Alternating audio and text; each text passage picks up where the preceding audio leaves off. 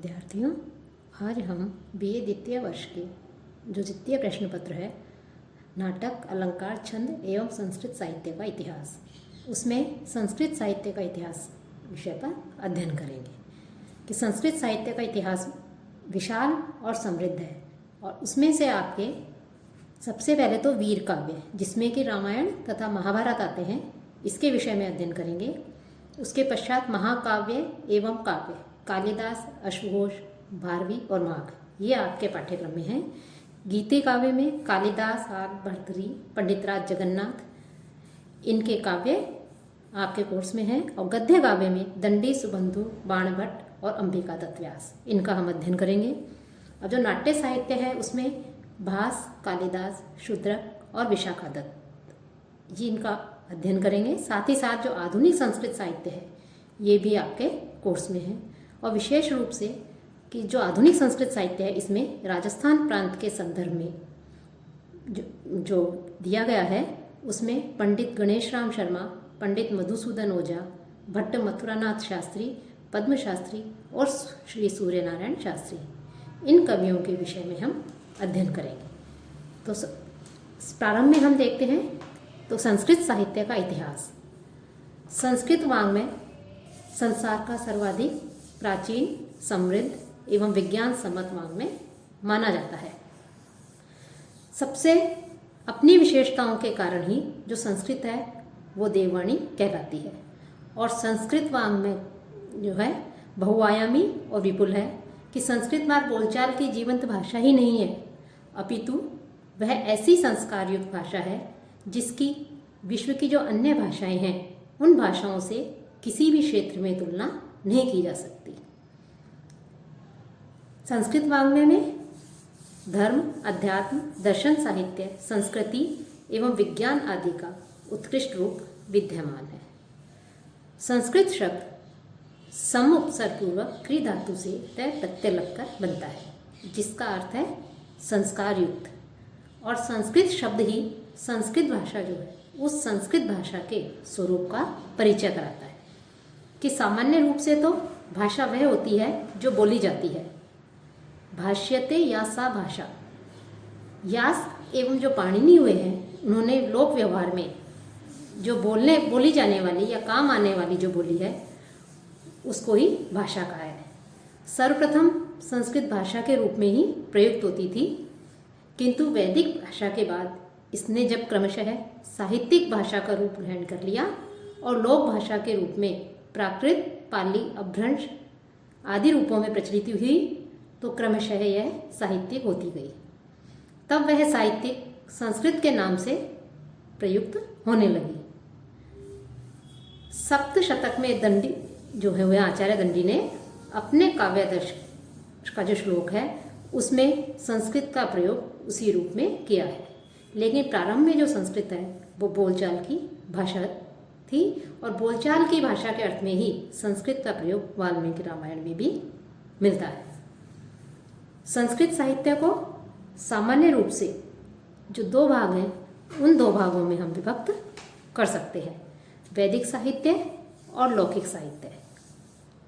इसमें वैदिक साहित्य जो प्राचीनतम वाङ्मय है उसे पुनः 4 भागों में बांटा गया है, संहिता, ब्राह्मण, आरण्यक और उपनिषद। ऋग्वेद, यजुर्वेद, सामवेद और अथर्ववेद के रूप में 4 संहिता ग्रंथ उपलब्ध होते हैं। इनमें से प्रत्येक के पृथक पृथक ब्राह्मण ग्रंथ, आरण्यक ग्रंथ तथा उपनिषद ग्रंथ हैं।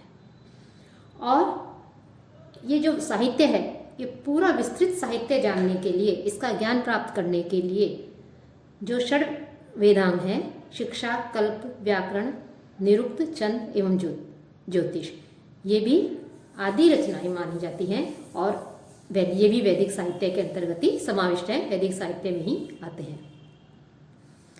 एक सामान्य दृष्टि से हम देखते हैं, सामान्य व्यक्ति की दृष्टि से देखा जाए तो वैदिक साहित्य की जो भाषा है वो अत्यधिक क्लिष्ट है, जिसे आसानी से आमजन जो है नहीं समझ सकते। इस साहित्य का व्याकरण अलग है और इसकी भाषा शैली भी जो बाद में हमें साहित्य मिलता है जिसे कि लौकिक साहित्य कहा जाता है, उस साहित्य की भाषा शैली से भी अलग है। अब जो लौकिक संस्कृत साहित्य है यह लौकिक संस्कृत साहित्य का स्वरूप और जो इसका महत्व है वो भी भारतीय संस्कृति के लिए सुदृढ़ आधार स्तंभ रहा है। लौकिक साहित्य भाषा, भाव एवं विषय, इन तीनों ही दृष्टियों से अत्यंत महत्वपूर्ण है। अर्थात भाषा की दृष्टि से देखें, भाव की दृष्टि से देखें या विषय की दृष्टि से देखें तो वैदिक साहित्य के साथ साथ जो लौकिक साहित्य है, लौकिक संस्कृत साहित्य, वो भी इन तीनों दृष्टियों से अत्यधिक महत्वपूर्ण है। इसमें रामायण, महाभारत, पुराण, धर्मशास्त्र, व्याकरण, दर्शन शास्त्र आदि के सूत्र ग्रंथ आदि, महाकाव्य, खंड काव्य, गीति काव्य, गद्य काव्य, नाटक, स्रोत रचनाएं, पशु कथाएं, नीति कथाएं आदि ये सब इस लौकिक संस्कृत साहित्य में समाविष्ट होती हैं, ये इसमें आ जाती हैं। और वैदिक साहित्य और लौकिक साहित्य के मध्यवर्ती युग में दो ऐसे महान ग्रंथ लिखे गए जो इन दोनों युगों को स्पष्ट रूप से पृथक कर देते हैं। ये ग्रंथ हैं रामायण एवं महाभारत, कि रामायण और महाभारत के नाम से दोनों ग्रंथ प्रसिद्ध हैं।